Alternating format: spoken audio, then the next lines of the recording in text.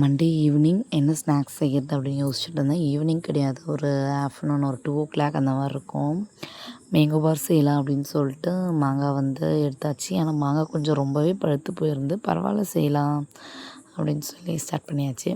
யாருக்கெல்லாம் மேங்கோ பார் பிடிக்கும், யாரெல்லாம் வந்து 90s கிட்ஸ் மேங்கோ பார்லாம் சாப்பிட்ருக்கீங்க அப்படின்னு சொல்லுங்கள்.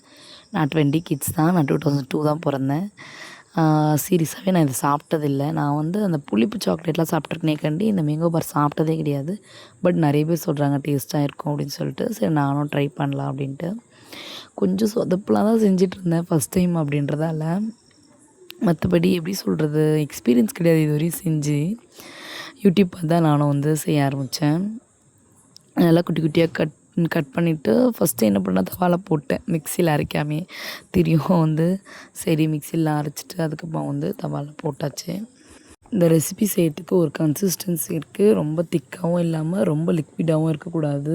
கரெக்டான கன்சிஸ்டன்சி இருக்கணும். ஃபஸ்ட்டு வந்து நான் கொஞ்சம் திக்காகவே அரைச்சிட்டேன்.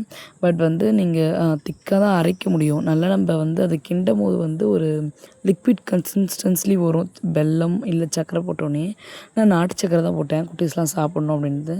ஒரு ஸ்பூன் மிளகாய்த்தூள், உப்பு, அப்புறம் வந்து நாட்டு சர்க்கரை, கூட வந்து மேங்கோட பல்ப்பை வந்து நல்லா அரைச்சிட்டு சேர்த்துக்கோங்க, அப்போ தான் நல்லாயிருக்கும். நான் கத்தி வச்சு நல்லா கிண்டிட்டு கடைசியாக வந்து கொஞ்சமாக சால்ட் போட்டுக்கிட்டேன், கம்மியாக இருந்த மாதிரி இருந்தது.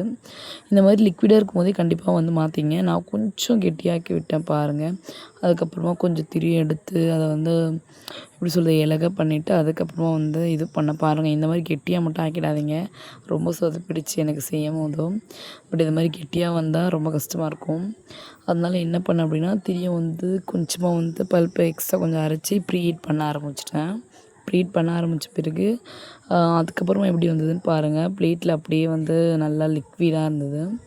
கொஞ்சம் வந்து நம்ம என்ன நினைப்போம் அப்படின்னா, வீடியோவில் பார்த்தா தின்னாக போடணுமா அப்படின்னு நினைப்போம். கண்டிப்பாக கிடையாது. கொஞ்சம் வந்து திக்காகவே வந்து லேயர் கட் பண்ணுங்கள் பாருங்கள். ரொம்ப தின்னாக வந்ததால் எவ்வளோ இதுவாக இருக்குது பாருங்கள். பட் வந்து செம்ம டேஸ்ட்டுங்க. நான் வந்து ஒரு நாள் தான் காய வச்சுருப்பேன். செம்ம டேஸ்ட்டு.